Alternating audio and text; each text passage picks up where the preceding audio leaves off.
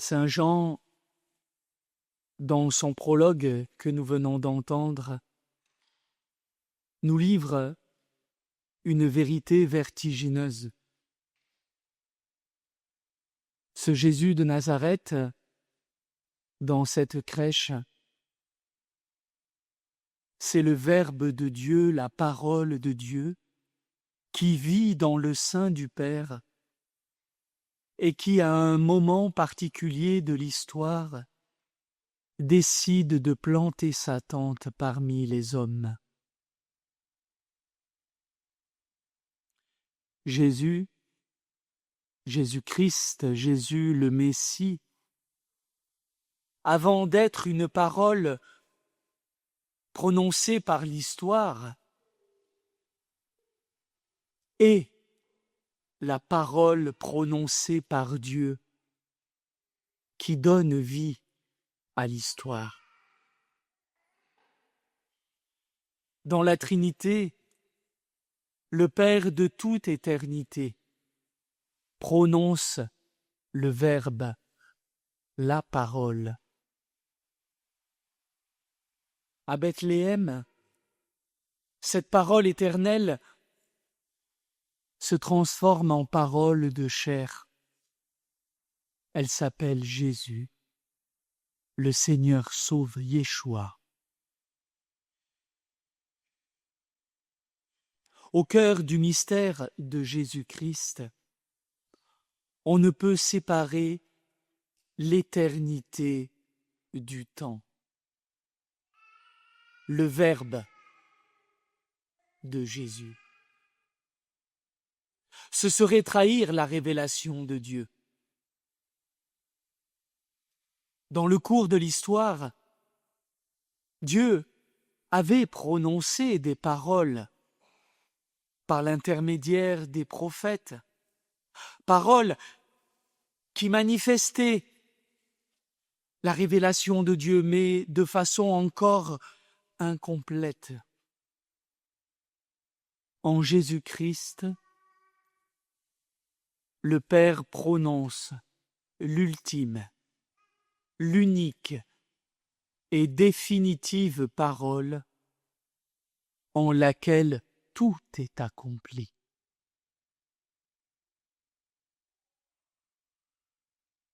Imaginons la joie de la Trinité tout entière.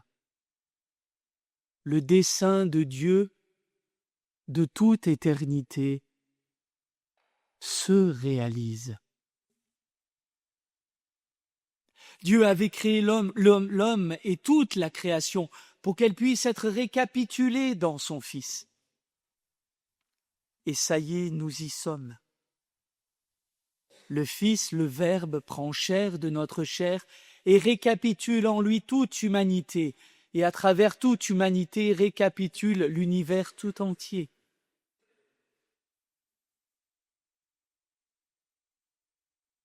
Certes, cette récapitulation devra passer à travers la modalité de la rédemption, de la passion et de la croix. Voilà pourquoi la crèche et la croix sont liées, et les deux tiennent dans le mystère de l'Eucharistie que nous célébrons particulièrement chaque dimanche. Joie de Dieu, souffrance de Jésus sur la croix. Ce que notre intelligence conçoit comme contradictoire existe en Dieu comme un paradoxe duquel peut jaillir un sens nouveau. Et ce sens, c'est notre vie, frères et sœurs.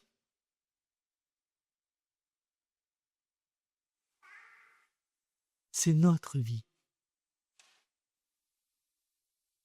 Et Jean, dans son prologue, le dit à sa manière, puisqu'il dit que le Verbe, la lumière, est venu dans le monde et que les ténèbres ne l'ont pas accueilli. Cette lumière du dessein du Père se confronte à l'opacité de notre péché, du péché de l'humanité, avec toutes ses répercussions sur l'univers tout entier.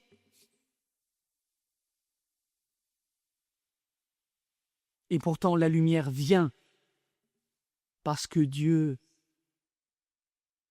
pardonnez-moi l'expression, est têtu. Plus correctement, nous dirions Dieu est fidèle à son dessein d'amour, de nous sauver, c'est-à-dire de nous prendre et de prendre l'univers tout entier en lui. Et voilà pourquoi Jean, dans le prologue, laisse ouverte une fenêtre d'espérance. Mais à ceux qui l'ont reçu et qui l'ont accueilli, il a donné le pouvoir de devenir enfants de Dieu. Voilà la petite fenêtre espérance ouverte, pour reprendre un tout petit peu Charles Péguy. La petite vertu, mais elle est là. Elle est entr'ouverte dans l'histoire. Elle est entr'ouverte, si nous voulons y être attentifs, dans chacun de nos cœurs.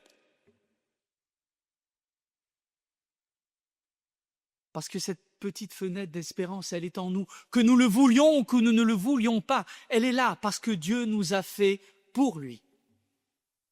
Et n'en déplaise à l'homme postmoderne qui veut exister sans Dieu, malgré Dieu et contre Dieu, il restera toujours en lui. Et cela est magnifique.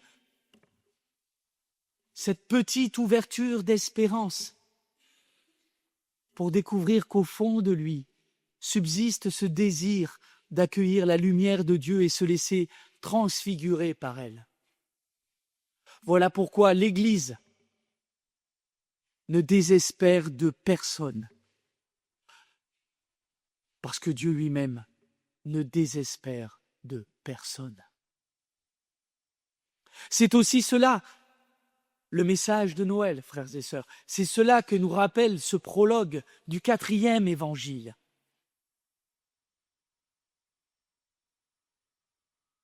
Alors, au-delà des grandes définitions théologiques, frères et sœurs, eh bien, une question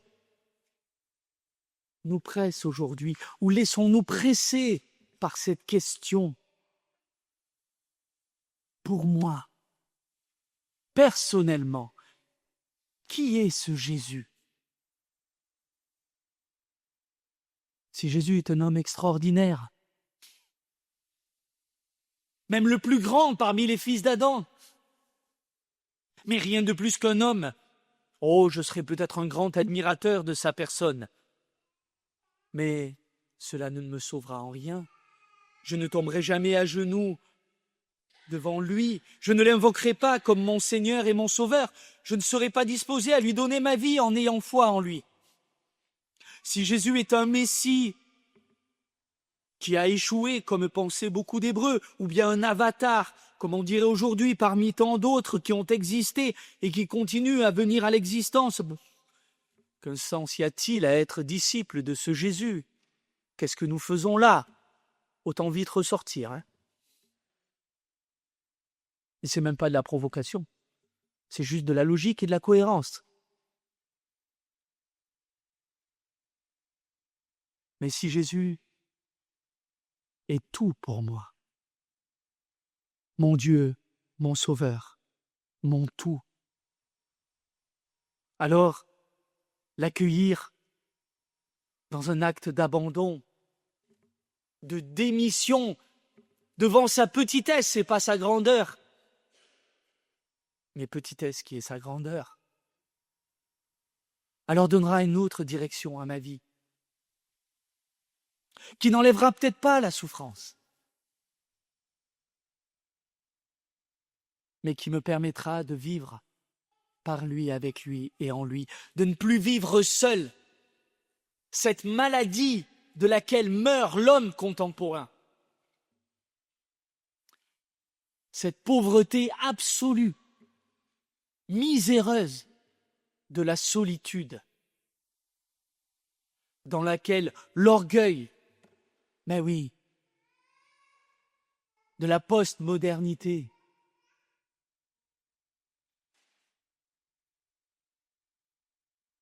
enferme l'homme d'aujourd'hui.